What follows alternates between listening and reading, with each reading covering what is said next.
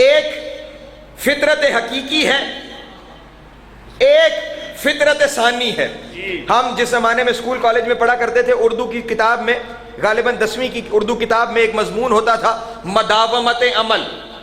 اس مداومت عمل، مداومت کہتے ہیں مسلسل کسی عمل کا چلنا، مداومت عمل یعنی کوئی عمل مسلسل کیا جائے، دن رات کیا جائے، ہر روز اسے عمل کو دہرایا جائے تو وہ عمل بن جاتا ہے فطرت ثانی۔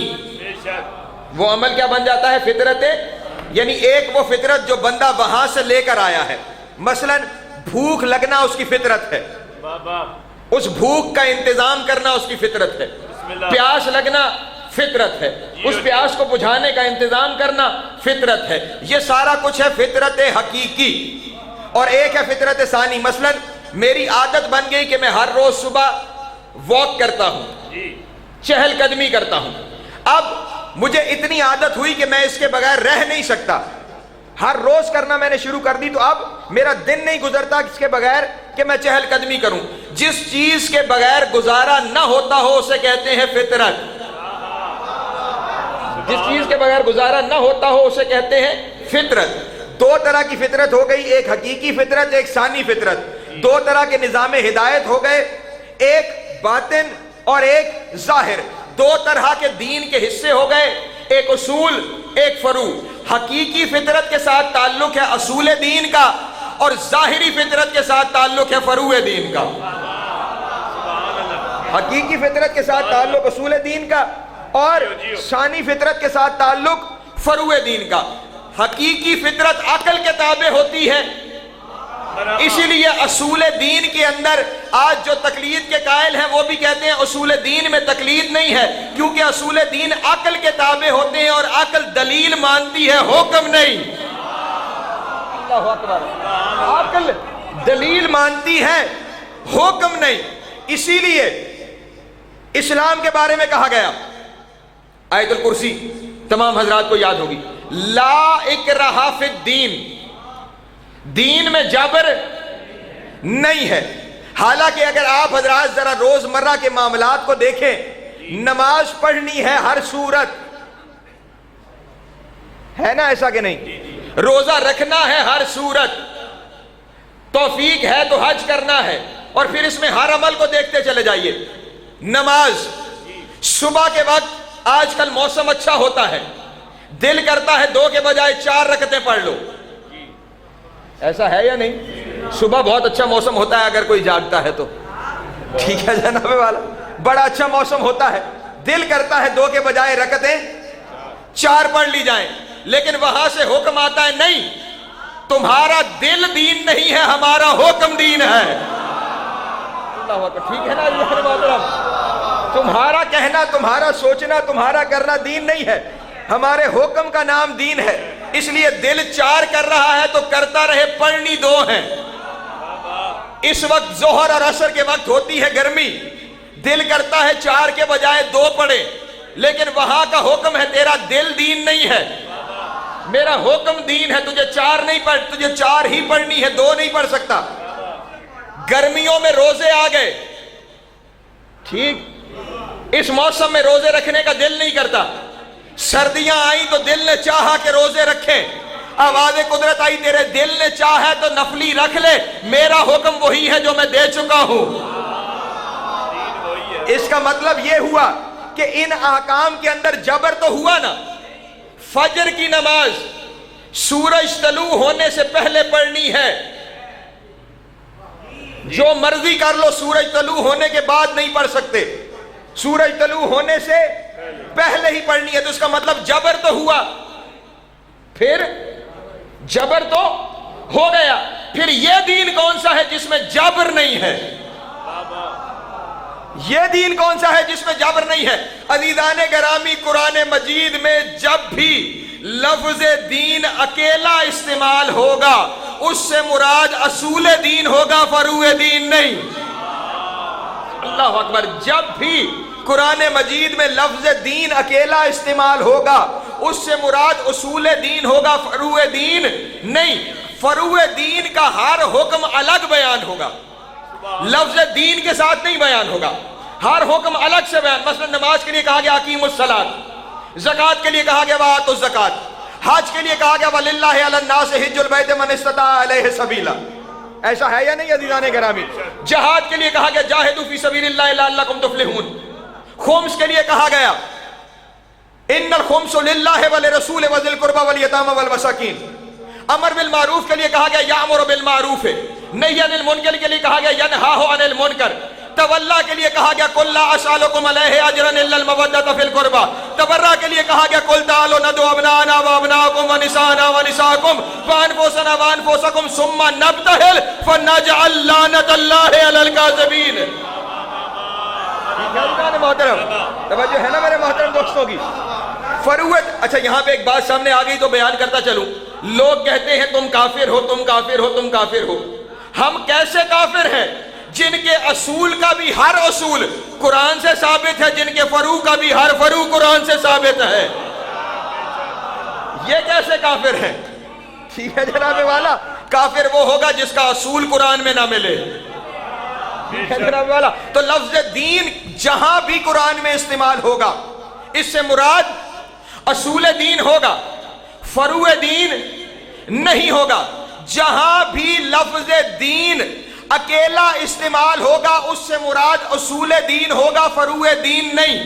اور اصول دین میں مولوی سے پوچھنے کی اجازت نہیں ہے، اصول دین میں مولوی سے پوچھنے کی اجازت نہیں ہے۔ قرآن میں جہاں بھی لفظ دین ہوگا اس سے مراد اصول دین ہوگا۔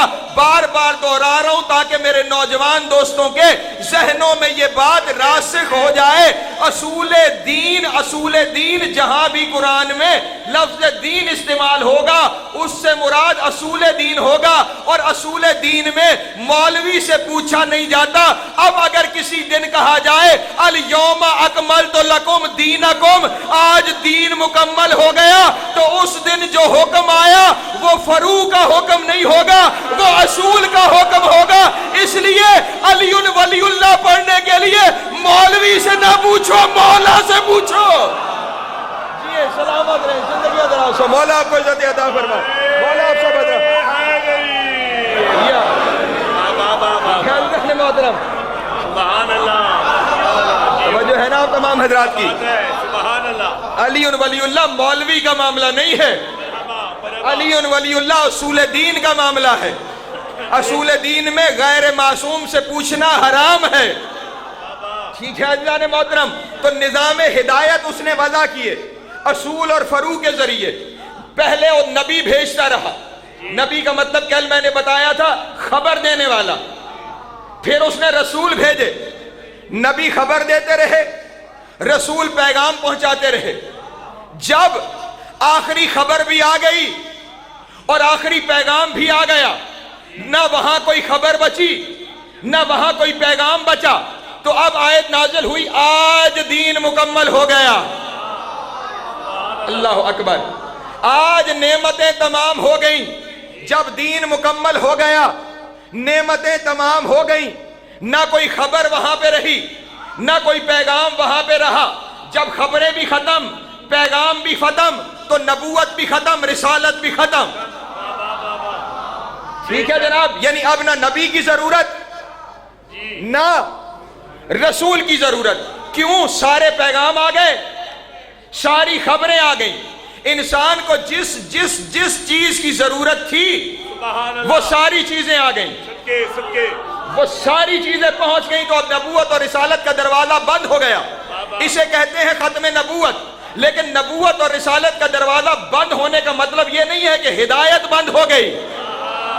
اللہ اکبر، اللہ اکبر، ہدایت نہیں بند ہوئی، وہاں کی خبریں اور پیغام پہنچ گئے، تو اب نبوت اور رسالت ختم۔ لیکن قیامت تک آنے والے بندوں تک اس خبر اور پیغام کو حفاظت سے پہنچانے کی ضرورت تھی۔ اس پیغام کو حفاظت سے پہنچانے کے لیے جس نظام کو وضع کیا گیا اس کا نام ہے امامت۔ اللہ اکبر، سلامت ہے، زندگیاں دراز ہو۔ اتنی مشکل باتوں میں جو بول رہے ہیں مولا آپ کو عزت عطا فرمائے۔ پہنچانا کام تھا نبی اور رسول کا، بچانا کام ہے امام کا، بچانا کام ہے۔ اب پوری طرح نبوت نے اپنا فریضہ ادا کر دیا، رسالت نے اپنا فریضہ ادا کر دیا, بے شک. دین پوری طرح پہنچ گیا. اب جب دین پوری طرح پہنچ گیا تو اس دین کو جب پہنچا دیا تو اب آئندہ آنے والی نسلوں تک اس دین کو منتقل کرنا ہے, اس دین کی حفاظت کرنی ہے. کریں کیسے؟ رسول نے فرمایا میں دو چیزیں چھوڑ کے جا رہا ہوں, انی تارکن فیکم الثقلین کتاب اللہ و عترتی اہل بیتی ان تمسکتم بہما لن تضلوا بعدی. میں تمہارے درمیان دو چیزیں چھوڑ کے جا رہا ہوں, پیغام کی صورت میں قرآن, حفاظت کی صورت میں اہل بیت. اللہ اکبر. پیغام کی صورت میں قرآن, حفاظت کی صورت میں. عمران بھائی روز ایسی تقریریں ہوتی نہیں, آج میری طبیعت بھی خراب ہے لیکن کچھ بیان کرنا چاہتا ہوں آپ کے سامنے. قرآن کیا ہے؟ قرآن کیا ہے؟ اللہ کا کلام. کلام کس کا؟ اللہ کا. کلام دو چیزوں سے مل کے بنتا ہے, ایک لفظ, ایک لہجہ. ایک لفظ, ایک لہجہ. لفظ نہ ہو تو بھی کلام نہیں, بافتاب صاحب جی, لہجہ نہ ہو تو بھی کلام نہیں. اور پھر لفظ اور لہجہ ضروری اس لیے ہے کہ لہجہ لفظوں کے معنی بدل دیتا ہے. لہجہ لفظوں کے, میں دلیل دیتا ہوں. ابھی پچھلے دنوں ٹی وی پہ ایک اشتہار چل رہا تھا, ایک سپورٹس کار کا اشتہار تھا, سپورٹس چینل تھا اور ایک سپورٹس کار کا اشتہار چل رہا تھا. انہوں نے اشتہار شروع یہ کیا کہ ایک شو روم کے اوپر نئی سپورٹس کار کھڑی تھی. پریشان تو نہیں کر رہا نا؟ ایک بندہ باہر سے آیا, عمران بھائی, اس نے آ کے سپورٹس کار کو دیکھا. اس نے دیکھا اتنے بڑے بڑے ٹائر, چھت نیچا, زمین کے ساتھ لگی ہوئی گاڑی. کوئی پاکستانی مزاج ہوگا کہ ذرا سی چلی تو کھڈے میں لگے گی, ٹھیک ہے جناب والا. گاڑی کو چاروں طرف سے گھوم کے دیکھا اور کہنے لگا کیا کار ہے, کیا کار ہے. یعنی اب اس کے لہجے میں کیا ہے؟ حقارت, کہ یہ کیا چیز بنائی ہے, کیا کار ہے. جب اس نے کہا نا کیا کار ہے, جو مالک تھا اسے برا لگا. وہ چلتا ہوا پاس آیا, اس نے کہا جناب مہربانی فرمائیے, کار میں تشریف رکھیے, میں آپ کو شہر کا چکر لگواتا ہوں. اس نے کار میں بٹھایا, سارا شہر گھما کے واپس لایا. اب کار کھڑی ہی, وہ بندہ باہر نکلا اور کہنے لگا کیا کار ہے. توجہ نہیں فرمائی مؤذن تعالیٰ کا. حرف بھی نہیں بدلا, لفظ بھی نہیں بدلا, صرف لہجہ بدل گیا. پہلے کہہ رہا تھا کیا کار ہے, اس میں حقارت تھی. اب کہہ رہا ہے کیا کار ہے, اس میں مدح ہے. یعنی لہجہ انہی لفظوں کے معنی کو بدل دیتا ہے. دنیا نے صرف لفظوں کو پکڑ لیا. توجہ توجہ توجہ توجہ عزیزان گرامی, دنیا آج گمراہ اس لیے ہے کہ انہوں نے صرف لفظوں کو پکڑ لیا. رسول نے کہا تھا انی تارکن فیکم الثقلین کتاب اللہ و عترتی اہل بیتی. لفظوں کی صورت میں قرآن چھوڑ کے جا رہا ہوں, لہجے کی صورت میں اہل بیت چھوڑ کے جا. جی سلامت رہے, زندگیاں دراز. مولا آپ سب کو عزت عطا فرمائے. یا محترم توجہ ہے نا حضرات کی. لفظوں کی صورت میں قرآن ہے, لہجے کی صورت میں اہل بیت ہے. تو اب لہجے نے حفاظت کرنا شروع کی. دین امامت آئی ہی غیبت میں رہنے کے لیے ہے. یہ انسان, یہ بڑی عجیب چیز ہے. یہ کل خداوند عالم سے کہہ دیتا کہ تو نے میری ہدایت کا بندوبست تو نبیوں کے ذریعے مکمل کر دیا تھا, لیکن تو نے میرے ہاتھ میں زمام کائنات دی ہی نہیں, تو پتہ کیسے چلے گا کہ جو میں نے سیکھا ہے وہ صحیح ہے یا نہیں. یہ جو نبی کے بعد والے انسان تھے, یہ سارے کہہ سکتے تھے کہ جب نظام ہدایت مکمل ہو گیا تھا تو اب ہمیں زندگی گزارنے کا اختیار دینا چاہیے تھا, تاکہ ہمیں پتہ چلے کہ جو ہم نے سیکھا ہے وہ صحیح سیکھا ہے یا نہیں. اور خداوند عالم بھی یہی چاہتا ہے.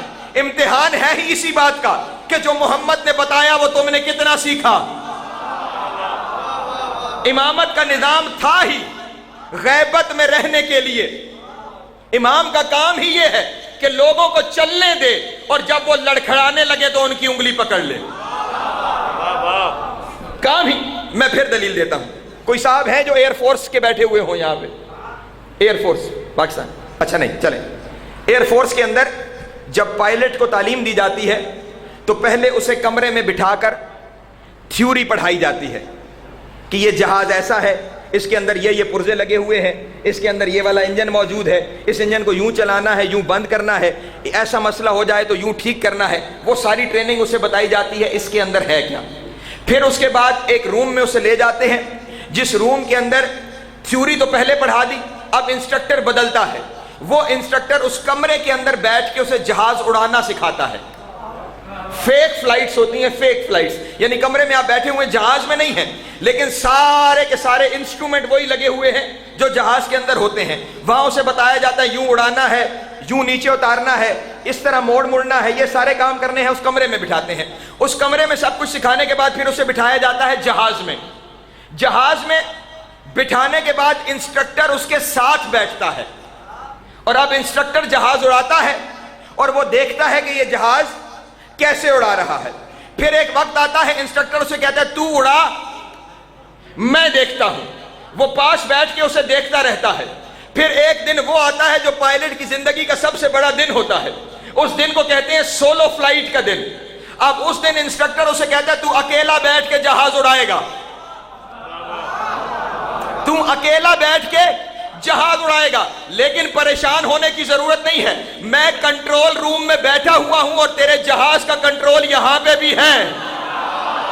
اللہ اکبر, اللہ مولا آپ کو سلامت رکھے, مولا آپ کو عزت عطا فرمائے. میں کنٹرول روم میں بیٹھا ہوا ہوں اور یہاں پہ بھی تیرے جہاز کا کنٹرول ہے.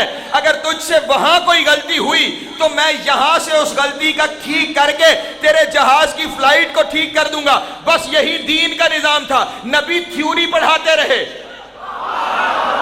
رسول پریکٹیکل پڑھاتے رہے, اور پھر انسانیت کو کہا سولو فلائٹ کر, امام کنٹرول روم میں بیٹھ کے تجھے کنٹرول کرے گا. جی سلامت رہے, زندگیاں دراز ہو. مولا آپ سب حضرات کو عزت عطا فرمائے. محترم, امام کنٹرول روم میں بیٹھ کے کنٹرول کرتا ہے. تو جب امامت آئی ہی غیب میں رہنے کے لیے تھی, تو پھر پہلا امام ہی غائب کیوں نہیں ہوا؟ پھر پہلا امام ہی غائب ہو جاتا. عزیزان گرامی, مثال چلے, یہ بھی مثال سے بات واضح کرتا ہوں. خدا بند عالم بھی قرآن میں کہتا ہے نا کہ میں مثالوں کے ذریعے بات کو واضح کرتا ہوں. یضرب اللہ للناس, میں انسانوں کے لیے مثالیں بیان کرتا ہوں. تیز روشنی میں آپ بیٹھے ہوئے ہو نا, تیز روشنی میں, اور یکا یک بجلی چلی جائے تو آنکھیں چندے آ جاتی ہیں, بندہ اندھا ہو جاتا ہے, اسے نظر ہی کچھ نہیں آتا. تھوڑی دیر کے بعد ہاتھ پاؤں مارنے کے بعد تھوڑا تھوڑا نظر آنا شروع ہوتا ہے. جو انسانیت 1.25 لاکھ نبوت کے آفتابوں میں زندگی گزارنے کی عادی تھی, اگر یکا یک نبوت کا آفتاب گم ہو جاتا اور امامت کا مہتاب سامنے نہ آتا تو انسانیت اندھی ہو جاتی. محترم, یہ انسانیت اندھی ہو جاتی. اسے اندھا ہونے سے بچانے کے لیے امام سامنے رہے, اور پھر آہستہ آہستہ امامت غیبت میں جانے لگی. غور کر کے دیکھ لیجئے گا, غور کر کے دیکھ لیجئے گا. جیسے جیسے امامت کا سلسلہ آگے بڑھ رہا ہے, ویسے ویسے آئمہ کا ربط لوگوں کے ساتھ کم ہوتا جا رہا ہے. بظاہر ربط, مثلا وقت گزرتا چلا گیا, امیر المومنین علیہ السلام 23 سال بظاہر پردے میں ہیں, ٹھیک ہے جناب والا. امام حسن کا دور آیا تو ابھی دور شروع ہی ہوا تھا کہ امام کو گوشہ نشین ہونا پڑا بظاہر. کبھی امام نے کیا کیا کام کیے پردے میں رہ کے, وہ آپ کے سامنے بیان کروں گا. اس سے آگے چلتے چلے جائیے, امامت غیبت میں کیسے جا رہی ہے آہستہ آہستہ. امام موسیٰ کاظم علیہ السلام, یہ میرے وہ امام ہیں جن کا دور امامت سب سے زیادہ لمبا ہے. امام موسیٰ کاظم کا دور امامت سب سے زیادہ 35 سال امام موسیٰ کاظم علیہ السلام کا دور امامت ہے. لیکن اس 35 سال کے اندر 28 سال امام کی قید ہے. 14 سال آپ نے ذاکرین علماء سے سنی ہوئی ہے, 14 سال وہ ہے جو مسلسل قید ہے. اس کے علاوہ کبھی 1 سال، کبھی 2 مہینے، کبھی 6 مہینے، کبھی 9 مہینے، کبھی 3 مہینے، اس ساری قید کو جمع کیا جائے تو کل امام کی قید بنتی ہے 28 سال۔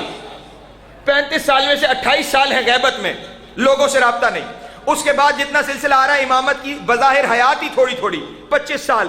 امام حسن عسکری علیہ السلام کی کل حیات گرامی 28 سال، اس 28 میں سے 22 سال قید، اس 28 میں سے 22 سال قید۔ تو اب امامت آہستہ آہستہ جا رہی ہے پردے میں، اور امامت پردے میں ایسے نہیں چلی گئی، اس امامت نے امتحان لیا ہے انسانیت کا کہ یہ انسانیت کیا اس قابل ہو گئی ہے کہ ہم پردے میں جائیں۔ سبحان اللہ۔ اس امتحان کے کمرے کا نام ہے شب عاشور۔ مصائب نہیں پڑھنے جا رہا، ذرا سنیے گا کہ امامت پردے میں کیوں گئی ہے، امتحان ہوا کیسے ہے۔ انسان کو خداوند عالم نے عقل سلیم عطا کی ہے، میں نے کہا باطن کے ہاتھی کا نام عقل ہے، تو اب اس انسانیت کے امتحان کے کمرے کا نام تھا شب عاشور۔ انسان، کچھ عوامل ہوتے ہیں جو انسان کے عقل کے فیصلے پہ اثر انداز ہوتے ہیں۔ سبحان اللہ۔ پہلا ہوتا ہے قانون۔ پہلا کیا ہے؟ قانون۔ قانون انسان کے فیصلے پہ اثر، رات کے وقت آپ جا رہے ہیں، آدھی رات کے وقت سڑک خالی ہے کہ اشارہ بند ہو گیا، اب دل چاہتا ہے کہ نکل جاؤں، قانون کہتا ہے نہیں، رکے رہو، نہیں جا سکتے، سرخ بتی جل رہی ہے۔ قانون اثر انداز ہوا، حالات اثر انداز ہوتے ہیں، حالات، محبتیں اثر انداز ہوتی ہیں۔ یعنی میں، ایک میرا بہت دوست، بہت پیارا، کسی مشکل میں تھا اور میں اسے چھوڑ کے جانے لگا، تو میرا دل نہیں مانے گا کہ میں اسے چھوڑ کے چلا جاؤں، کیونکہ ہو سکتا ہے میرے ہونے کی وجہ سے اس کی مشکل حل ہو جائے۔ دوسرے حالات ہوتے ہیں کہ لوگ کیا کہیں گے، لوگ کیا کہیں گے کہ یہ کیا کر رہا ہے۔ یہ وہ چیزیں ہیں کہ جو انسان کے عقل کے فیصلے پر اثر انداز ہوتی ہیں، انسان کے عقل کے فیصلے پہ یہ چیزیں اثر انداز۔ قانون، جذباتی رشتے، حالات، یہ انسان کے فیصلے پر اثر انداز ہوتے ہیں۔ شب عاشور جو انسان تھا وہ انسانیت کا سب سے آزاد ترین انسان تھا۔ امام نے خطبہ دیتے ہوئے پہلے جملہ یہ کہا، سنو میں تمہاری گردنوں سے اپنی امامت کا طوق اٹھاتا ہوں۔ اللہ اکبر، اللہ اکبر، اللہ اکبر، میں تم سے اپنی امامت کا بیعت کو اٹھاتا ہوں، یعنی قانون کی پابندی ختم۔ قانون ہے نا کہ امام کی بیعت ہے تو جو اب امام کہے وہ کرنا ہے۔ امام نے کہا میں اٹھاتا ہوں، بیعت اٹھاتا ہوں، تم آزاد ہو، تم یہاں سے جا سکتے ہو۔ قانون کی پابندی ختم ہو گئی۔ اگلی پابندی تھی جذباتیات کی پابندی، کہ شاید میرے ہونے کی وجہ سے کوئی فائدہ ہوگا۔ امام نے اگلا جملہ کہا، سنو یہ مجھے مارنے آئے ہیں، تم سارے یہاں پہ رہو یا نہ رہو، یہ مجھے شہید کر دیں گے، تمہارے ہونے سے فرق کوئی نہیں پڑے گا، تمہارے نہ ہونے سے فرق کوئی نہیں پڑے گا۔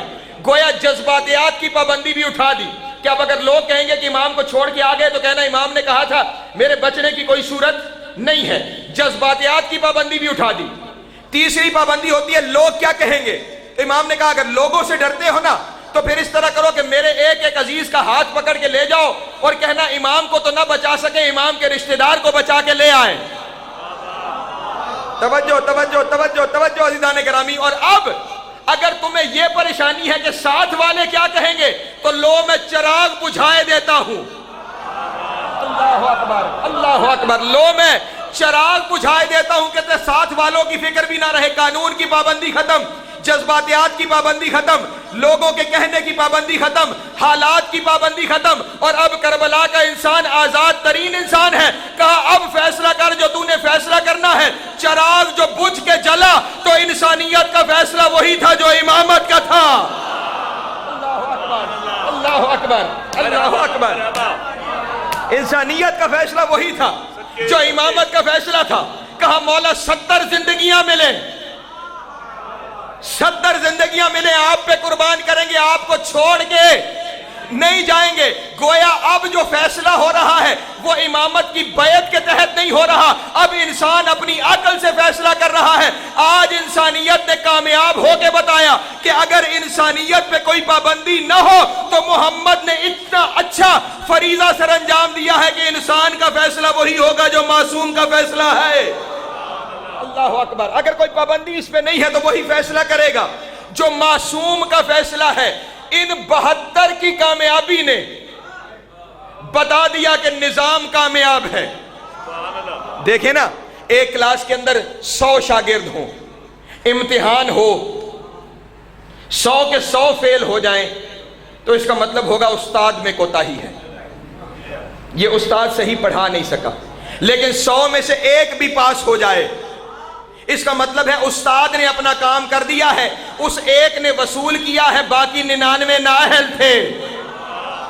ٹھیک ہے، پڑھایا تو اس نے جو ایک کو پڑھایا وہی سب کو پڑھایا، تو اگر ایک نے پڑھ لیا تو باقی بھی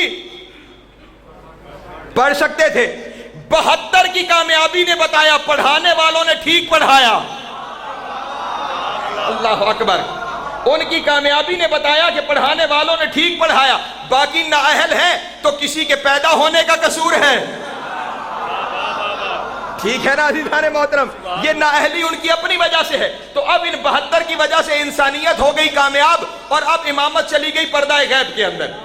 اب جب امامت چلی گئی پردہ غیب میں تو نظام کیسے چلے گا، ہدایت کیسے چلے گی؟ دین پورے کا پورا لفظ بلفظ معصوم بتا گئے۔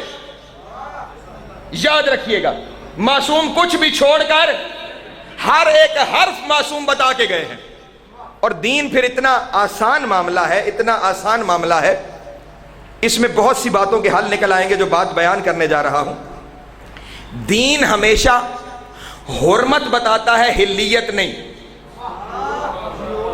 یعنی حلال اور حرام کا اگر مسئلہ ہے تو دین حرام گنوا دے گا، حلال نہیں، کیونکہ حرام تھوڑے ہیں، حلال زیادہ ہیں۔ اس لیے اگر حلال کی لسٹ بنے گی تو بہت لمبی لسٹ ہو جائے گی، اور حرام کی لسٹ ہوگی تو تھوڑی۔ اس لیے دین کہہ دیتا ہے یہ حرام ہے، اس کے علاوہ جو کچھ ہے وہ حلال ہے۔ توجہ قرآن مجید کو کبھی پڑھیے گا، حلال گوشتوں کی فہرست نہیں بتائی قرآن نے، حرام گوشتوں کی فہرست بتائی ہے کہ یہ سارے حرام ہیں، اس کے علاوہ جو کچھ ہے وہ حلال ہے۔ اسی طرح دین کے ہر عمل میں مبتلات بتا دی جاتی ہیں کہ اگر یہ کرو گے تو عمل باطل ہو جائے گا، اس کے علاوہ جو کچھ کرو باطل۔ مبتلات کی فہرست بتا دی جاتی ہے، مبتلات کی فہرست کہ یہ کرو گے تو باطل ہو جائے گا، اس کے علاوہ جو کچھ کرو گے کوئی فرق نہیں پڑے گا۔ بس عزیزان گرامی، جب دین حرمت بتاتا ہے، حلیت نہیں، مبتلات بتاتا ہے، حلال نہیں، تو اس کا مطلب یہ ہے کہ دین مبتلات بتا دے گا کہ یہ کرو گے تو باطل ہو جائے گا، اور اس کے علاوہ جو کچھ کرو گے ٹھیک ہے۔ جو کہتے ہیں علی ولی اللہ سے نماز باطل ہوتی ہے، اپنی مرضی کی توضیح اٹھا اور کسی ایک میں لکھا ہوا بتا کہ اس سے نماز باطل ہوتی ہے۔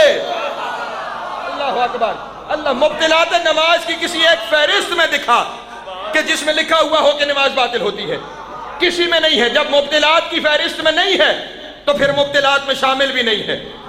دین وہ بتا کے چلے گئے ہیں۔ آج ہمارے یہاں ایک بہت شور ہے، تقلید کرنی چاہیے، تقلید کرنی چاہیے، تقلید کی نیت کرنی چاہیے، تقلید نہیں کریں گے تو باطل ہو جائیں گے عمل۔ عزیزان محترم، مذہب حقہ میں قیاس حرام ہے۔ سبحان اللہ۔ اپنی مرضی سے دین کا فیصلہ کرنا۔ لوگوں کا ایک امام آیا تھا، لوگوں کا ایک امام میرے امام کے پاس، جملہ بدل کے کہوں، لوگوں کا بنایا ہوا امام آیا اللہ کے بنائے ہوئے امام کے پاس۔ امام نے پوچھا تو بڑا فقیہ بنا ہوا ہے، سنا ہے تو بڑا فقیہ ہے؟ اس نے کہا جی جناب بڑا فقیہ ہوں۔ کہا کیسے فیصلہ کرتا ہے؟ اس نے کہا قرآن و سنت سے۔ کہا اچھا قرآن و سنت میں اگر بظاہر تجھے کچھ نہیں ملے پھر کیسے فیصلہ کرتا ہے؟ اس نے کہا قیاس سے۔ کس سے؟ یعنی جو ذہن میں آئی۔ امام نے اس سے کہا اچھا قیاس سے فیصلہ کرتا ہے، یہ بتا قتل بڑا جرم ہے یا زنا؟ فوراً بولا تو کہنے لگا قتل بڑا جرم ہے۔ امام نے کہا اگر قتل بڑا جرم ہے اور زنا چھوٹا جرم ہے تو پھر قتل کے لیے 2 گواہ کیوں اور زنا کے لیے 4 گواہ کیوں؟ توجہ ہے نا عزیزان گرامی؟ پھر امام نے فوراً پوچھا پیشاب بڑی نجاست ہے یا ایک اور مادہ؟ اس نے کہا پیشاب بڑی نجاست ہے۔ امام فوراً بولے اور امام نے فرمایا کہ اس کے بعد غسل کی ضرورت نہیں، اس کے بعد غسل کی ضرورت کیوں؟ توجہ عزیزان محترم، پریشان ہو کے بیٹھ گیا، سوچنے لگ گیا کہ یہ میں کیا کر رہا تھا۔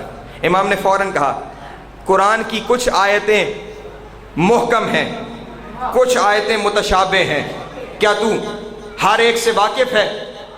سر جھکائے رہا۔ کہا قرآن کی کچھ آیتیں ناسخ ہیں، کچھ آیتیں منسوخ ہیں، کیا تو ہر ایک سے واقف ہے؟ وہ سر جھکائے رہا۔ اب امام نے پکار کے کہا سن، محکم اور متشابہ سے، راسخ اور ناسخ سے صرف امام معصوم واقف ہوتا ہے، اور امام کے بغیر اس سے کوئی واقف نہیں ہے۔ جو ناسخ اور منسوخ سے واقف نہیں، اس سے مسئلہ پوچھنا حرام ہے۔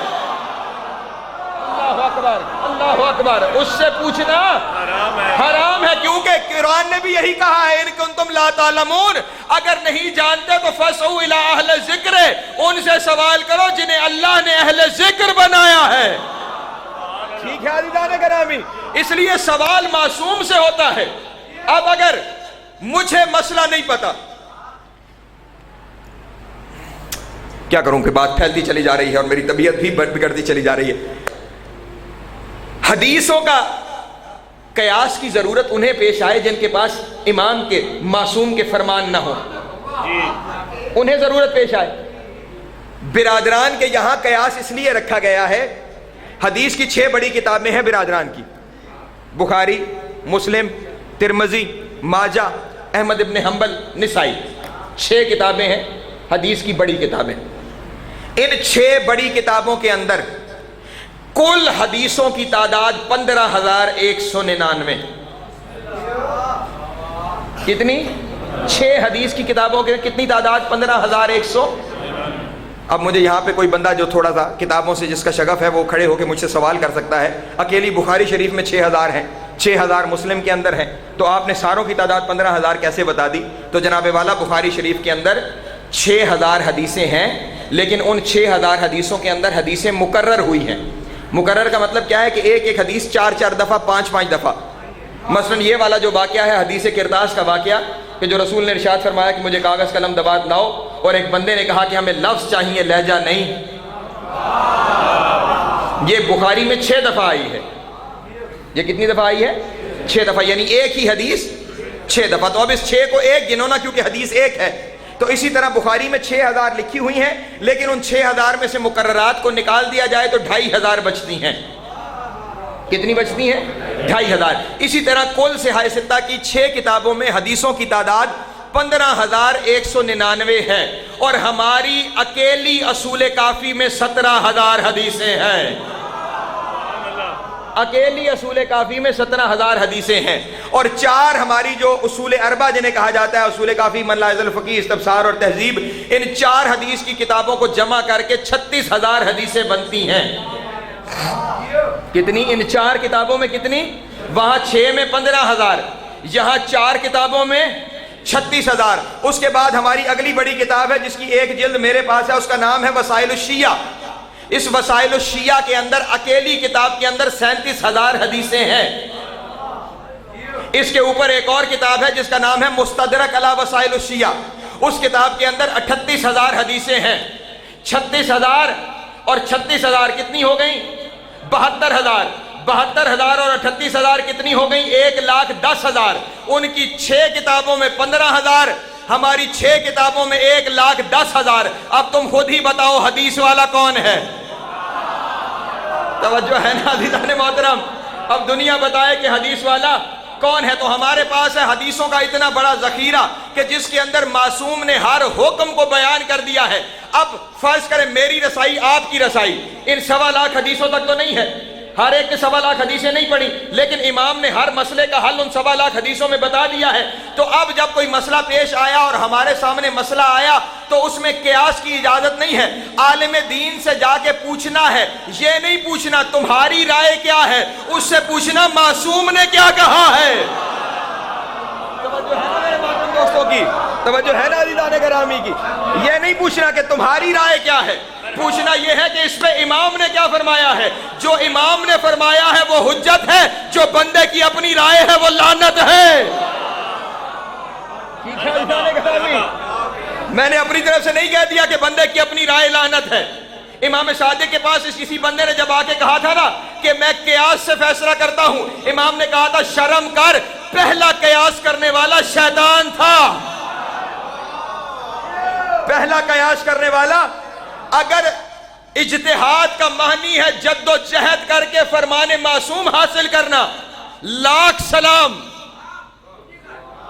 جد و جہد کر کے فرمان معصوم حاصل کرنا لاکھ سلام، لیکن اگر دین میں اپنی رائے کو داخل کیا پھر وہی ہو جاؤ گے جو شیطان ہے۔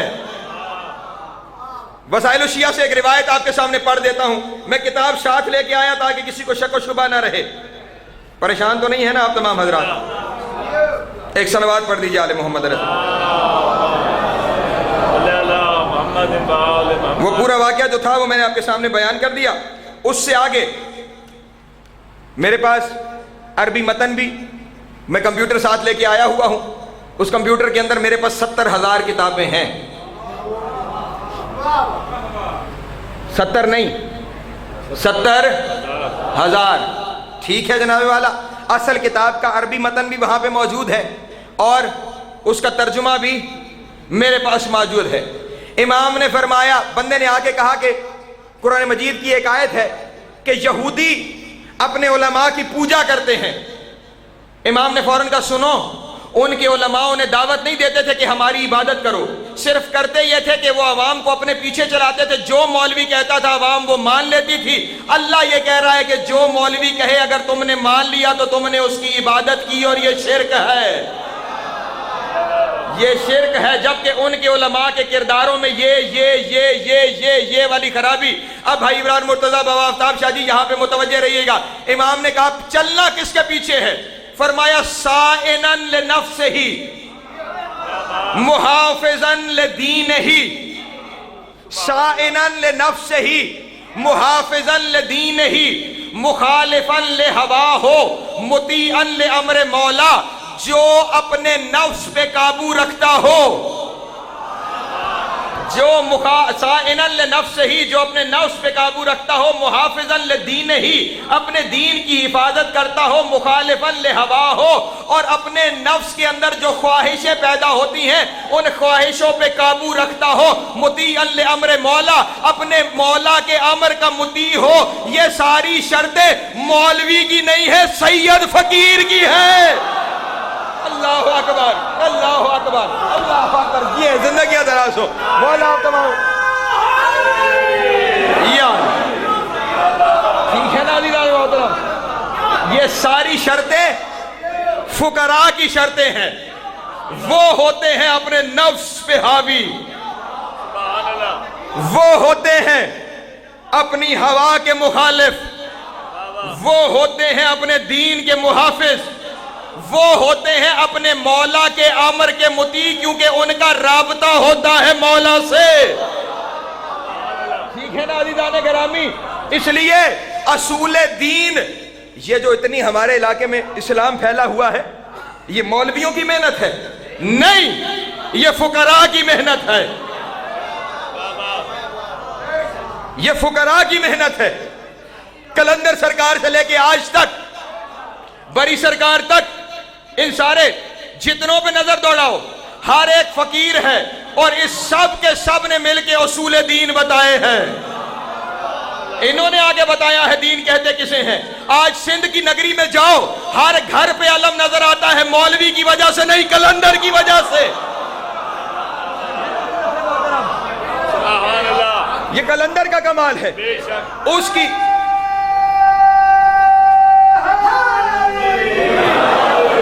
اس کی ذات میں یہ کمال۔ یاد رکھیے، انسان کسی چیز کو قبول کرتا ہے معجزے اور کرامت کی وجہ سے۔ جہاں علم ہار جائے وہاں فقر آگے بڑھتا ہے۔ میں نے بات بہت بڑی کر دی ہے، لیکن آپ رہ گئے ہیں پیچھے۔ جہاں علم ہار جائے وہاں فقر آگے بڑھتا ہے۔ اپنی طرف سے نہیں کہہ رہا، मुबाहले में आए थे, तवज्जो है ना अज़ीज़ान मोहतरम, मुबाहले में आए थे ना नसारा, 3 दिन तक इल्म की बहस होती रही और आम इल्म नहीं, कुरान का इल्म। जब 3 दिन इल्म से वो न हारे तो अब अल्लाह ने कहा वमन हाज्जका मिन बाद मा जाअ मिनल इल्म, अगर इल्म आने के बाद भी ये नहीं मानते तो सैयदुल फुकरा को लेके चल। अल्लाह अकबर, अल्लाह जिए सलामत रहे, जिंदगी दराज हो आप हजरात की, मौला आप तमाम हजरात को इज्जत अता फरमाए। वमन हाज्जका फीहि मिन बाद जाअका मिनल इल्म, अब जब इल्म के बाद भी हाजत बाकी है तो अब उन्हें लेके चल जिनका वजूद इल्म है, जो करामत और फक्र के पैकर हैं। उन्होंने आके दीन को मनवाया। गोया रसूल ये पैगाम दे रहे थे दुनिया वालों को, दुनिया वालों याद रखना, जब भी दीन पे बन जाए किताबें उठा के ना चलना, फकीर को साथ ले जाना। अल्लाह अकबर। इसलिए तो फकीर ने आज जितनी अज़ादारियां हैं, आज इस मुल्क के अंदर जितनी शियत फैली हुई है, फुकरा की मेहनत है। फकीर का चेहरा देख के बंदा उसका कायल हो जाता है। और जो सैयद फकीर के दरवाजे पे आ गया बख्शिश लेके ही उठता है। कलंदर सरकार के दौर में जब सरकार वहां थे तो एक हिंदू कबीला बसता था वहां उस इलाके में।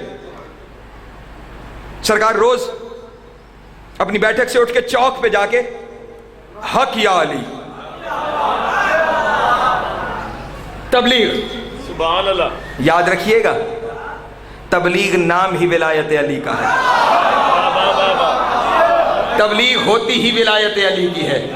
कुरान मजीद में लफ्ज़ तबलीग इस्तेमाल ही तब हुआ है जब रसूल ने विलायत अली सुनाई है।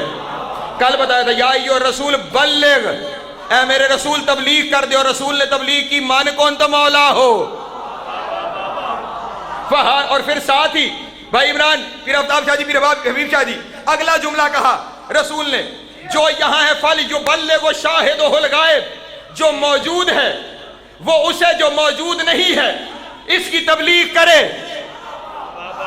जो मैंने बताया है इसकी तबलीग, तबलीग के 3 ही मकाम है, या मिंबर, या मेहराब, या मुसल्ला। गदीर के बाद मिंबर सजेगा तो अली के लिए, मेहराब सजेगी तो अली के लिए, मुसल्ला बिछेगा तो अली के लिए। तबलीग है ही विलायत अली की। कलंदर सरकार बैठ के विलायत बयान करते थे। हिंदू कबीले की औरत वो अपनी बालकनी से, अपने झरोके से आवाज फकीर की नहीं पहुंचती थी, बस फकीर की जियारत होती थी, देखती थी, और फिर पूरी तरह देख नहीं पाती थी क्योंकि बहुत दूर थे, और जब उसकी गली से गुजरते थे तो कलंदर सर झुका के गुजरते थे, तो फिर उसे चेहरा नजर नहीं आता था। एक दिन सैयद फकीर के दीदार की ऐसी मुश्ताक हुई कि खिड़की की तरफ ऐसे बढ़ी कि खिड़की से गिर गई, और गिरते हुए उसकी नजर फकीर के चेहरे पे पड़ी और उसकी रूह निकल गई। अल्लाह अकबर, उसकी रूह निकल गई। उसके कबीले वाले आए और उन्होंने चाहा कि उसकी लाश को उठाएं। सारे कबीले ने कोशिश की, लाश नहीं उठी। तवज्जो तवज्जो, फकीर की तबलीग देखिएगा, सिर्फ फकीर का चेहरा देखा है, लाश नहीं उठती थी। कलंदर के पास आए, सरकार लाश नहीं उठती।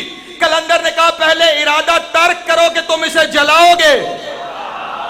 अल्लाह अकबर, अल्लाह अकबर, अल्लाह अकबर। इरादा तर्क करो कि तुम इसे जलाओगे। हिंदू जलाते हैं ना मैयत को, अपना इरादा बदलो कि इसे जलाओगे। कहा अच्छा नहीं जलाते। कहा वादा करो कि इसे दफनाओगे। कहा वादा है कि इसे दफनाएंगे। कहा अब मैयत उठाओ। जो पूरे कबीले से नहीं उठती थी अब खुद उठ गई। अल्लाह अकबर, अल्लाह अकबर। वो मैयत खुद उठ गई, उसे दफनाया गया। दफनाने के बाद पूरा कबीला आया और उसने कहा कलंदर मामला क्या है। कहा जो अली और औलादे अली से मोहब्बत करे अल्लाह उस पे आग को हराम कर देता है। अल्लाह अकबर, अल्लाह अकबर। जिए सलामत है, जिंदगी दराज है। जो अली और औलादे अली से मोहब्बत करे अल्लाह उस पे आग को हराम कर देता है। जिस पे दुनिया की हराम है आखिरत की तो हो गई हराम। ठीक है ना अज़ीज़ान मोहतरम। इसलिए सैयद फकीर है जो मेहनत करता है, वो है जिसका राब्ता वहां होता है। सैयद और फुकरा से दीन लो, फिर पता चलेगा दीन है क्या। हक कौन है बातिल कौन है ये फकीर बताता है। ٹھیک ہے جناب، حلال اور حرام کے لیے فرمان معصوم دیکھنا پڑتا ہے، اور فقیر بتائے گا دین کیا، کیونکہ اصول دین دلیل مانتے ہیں، دلیل، اور دلیل فقیر سے ملتی ہے، اسی لیے تو یہ فقراء دلیل دینے کے لیے کبھی کھڑی ہوئی دیواروں کو چلا دیتے ہیں، کبھی رکے ہوئے پہاڑوں کو بھگا دیتے ہیں۔ سبحان اللہ، سبحان اللہ۔ اور فقیر نے جو سب سے بڑی تبلیغ کا ذریعہ اپنایا ہے وہ ہے عزاداری حسین ابن علی۔ ہر جگہ پہ جا کے فقراء نے عزاداری قائم کی ہے، کیونکہ یہ عزاداری واحد محافظ ہے دین و شریعت کی۔ اسی لیے تو پڑوسی ملک میں جب انقلاب آیا تو بانی یہ انقلاب نے کہا تھا کہ ہمارے پاس جو کچھ بھی ہے وہ عزاداری کی وجہ سے ہے۔ علماء کی بڑی محنتیں ہیں، علماء نے علم معصوم کو اکٹھا کر کے کتابوں کی صورت میں پہنچایا ہے، وہ آج کتابیں ہمارے پاس علم کا ذخیرہ ہے، لیکن اگر کوئی علم کی بنیاد پہ فقر کو جھٹلانا شروع کر دے تو پھر یہ شیطان کا علم ہے،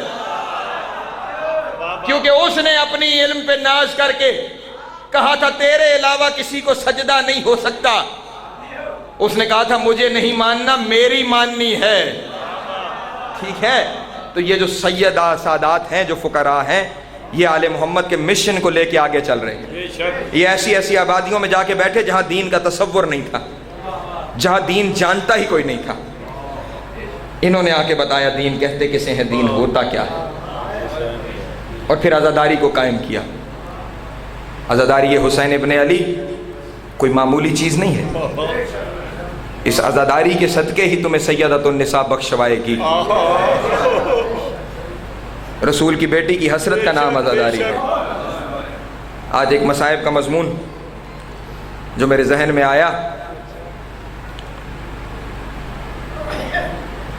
ایران کا بادشاہ تھا یزدجرد، ہماری عربی میں سے اردو میں یزدگرد پڑھتے ہیں، یزدجرد اس کا عربی میں۔ بالکل تیسری خلافت کے آخری دور میں ایران فتح ہوا ہے اور اس کا خاندان قید ہو کر مدینے کی طرف لایا جا رہا تھا۔ جب تک کہ وہ خاندان پہنچتا اتنے عرصے میں تیسرا خلیفہ دنیا سے چلا گیا۔ جب وہ قیدی پہنچے تو اس وقت خلافت میرے مولا کی شروع ہو چکی تھی۔ اس قیدیوں کے قافلے میں بادشاہ کی بیٹیاں بھی تھیں اور ان کے ساتھ ان کی کنیزیں بھی تھیں۔ لوگوں نے چاہا کہ بادشاہوں کی بیٹیوں کو بھی کنیزوں کی طرف فروخت کیا جائے، لیکن جو اللہ کا بنایا ہوا بادشاہ تھا اس نے کہا شریفوں کی بیٹیوں کو فروخت نہیں کیا جاتا۔ یہ جو شہنشاہ کی بیٹیاں ہیں ان میں سے بڑی شہزادی جس کا نام شہربانو تھا، ان کی شادی اپنے بیٹے امام حسین علیہ السلام سے فرمائی۔ شہربانو کے ساتھ 100 کنیزیں تھیں۔ کتنی؟ 100 کنیزیں۔ شہربانو نے، شہزادی نے، عزت مآب شہزادی نے ان 100 میں سے 50 کنیزیں امام حسین علیہ السلام کے ساتھ نکاح میں آزاد کر دیں۔ سبحان اللہ۔ سیدہ شباب اہل الجنہ سے نکاح ہوا ہے، 50 کنیزوں کو آزاد کر دیا۔ جب سرکار امام زین العابدین دنیا میں تشریف لائے تو بی بی نے 40 مزید کنیزیں آزاد کر دی، باقی بچی 10 کنیزیں، وہ بھی وقتاً فوقتاً آزاد کرتی رہیں، لیکن ان 10 کنیزوں میں جو شہزادی کو سب سے پیاری کنیز تھی اس کا نام تھا شیرین۔ اس کا نام تھا شیرین۔ اس شیرین پہ خصوصی نظر کرم امام حسین کی بھی تھی۔ اس کی وجہ یہ تھی کہ اس شیرین کا خصوصی پیار تھا شہزادی زینب کے ساتھ۔ دن رات یہ علی کی بیٹی کی خدمت میں رہتی تھی، جہاں علی کی بیٹی درس قرآن دے رہی ہے وہاں بیٹھی ہوئی ہے، علی کی بیٹی کو پانی چاہیے تو آگے بڑھ کے پانی دیتی ہے، وضو کرنا ہے تو پھر آگے بڑھ کے پانی دیتی ہے، ہر ایک عمل میں بس شیرین کا دل یہ چاہتا ہے کہ شہزادی کی خدمت کرتی رہوں، 24 گھنٹے میں لمحہ ایسا نہ ہو کہ میں خدمت سے خائف ہو جاؤں۔ اس وجہ سے امام حسین کی خصوصی نظر کرم شیرین کے اوپر۔ جناب شہربانو نے ایک دن کہا آقا و مولا سید و سردار، میں شیرین کو اپنی غلامی سے آزاد کر کے آپ کو ہبہ کرتی ہوں، شیرین آج سے آپ کی غلام ہے۔ امام علیہ السلام نے کہا اچھا شہربانو تم اسے ہماری غلامی میں دے رہی ہو، لو ہم شیرین کو آزاد کرتے ہیں، ہم شیرین کو آزاد کرتے ہیں۔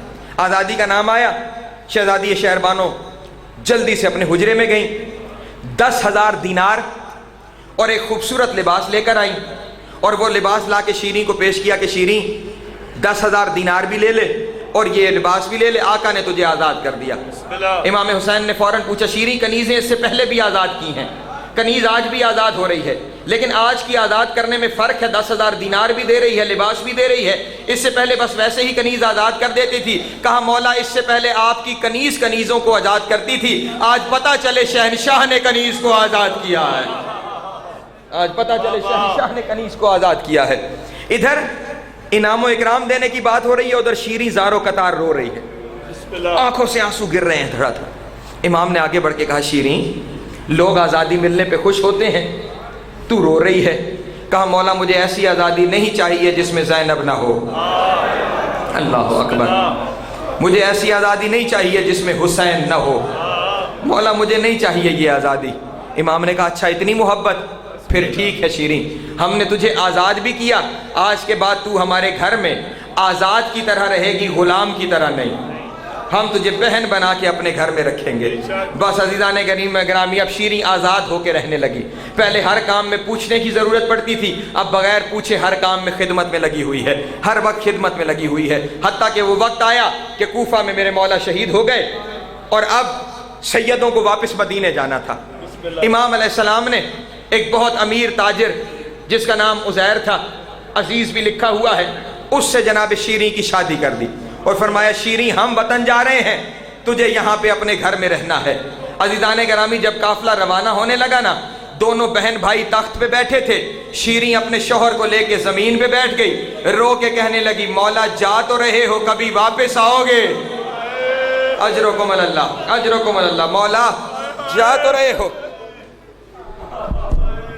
कभी वापस आओगे? अब क़यामत का जुमला है, जा तो रहे हो, कभी वापस आओगे? इमाम की आंखें नहीं थी, सावन के बादल थे। का शीरीं वापस आएंगे लेकिन तू हमें पहचान नहीं सकेगी, अजरुकुम अल्लाह, वापस आएंगे लेकिन तू हमें पहचान नहीं सकेगी। मौला ये कैसे मुमकिन है कि आप और मैं ना पहचानूं, ये कैसे मुमकिन है? कहा मौला अच्छा आने की तारीख बता दीजिए, आएंगे कब? कहा 61 हिजरी का मुहर्रम होगा, शीरीं हम तेरे शहर में आएंगे, मौला मैं आपका इंतज़ार करूंगी।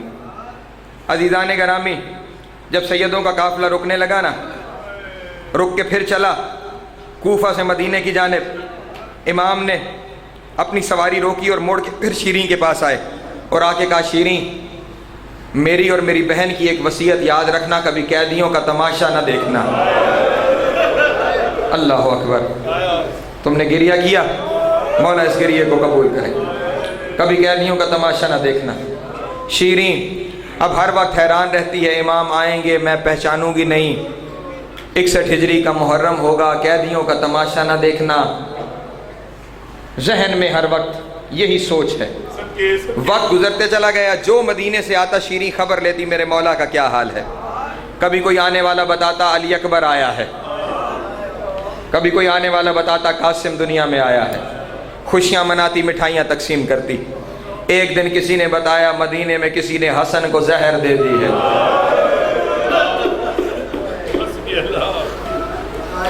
बतूल के बेटे के जिगर के टुकड़े कट कट के बाहर आ गए हैं। बस जिस दिन से ये खबर आई उस दिन के बाद शीरीं ने बालों में कंघी करना छोड़ दी, सारा दिन घर में बैठ के बस यही बयान करती थी, हाय बतूल का लाल, हाय बतूल का नफीस बेटा, हाय बतूल का प्यारा बेटा। बस यही बैन हर वक्त उसकी ज़ुबान पे है और साथ साथ 61 हिजरी के मुहर्रम का इंतज़ार है। अज़ीज़ान गिरामी वक्त ने करवट ली, 61 हिजरी का मुहर्रम आ गया। अपने घर में बैठी हुई शीरीं शौहर को बुला के कहती है 10 साल हो गए मुझे रोते हुए, लेकिन मेरे मौला ने कहा था मैं 61 हिजरी के मुहर्रम में आऊँगा और मुझे ये भी अंदाज़ा है हुसैन का अली अकबर जवान हो गया होगा, और मुझे ये भी पता चला है अली अकबर का रिश्ता हलब से किया गया है, हो सकता है हुसैन अली अकबर की बारात लेकर हमारे शहर से गुजरे। اسی لیے مولا نے کہا ہوگا میں تیرے شہر میں آؤں گا، عزیر ذرا بازار جا، سرخ قالین لے کے آ، میرے گھر کو سجا۔ اجرکم اللہ، سرخ قالین لے کے آ، میرے گھر کو سجا۔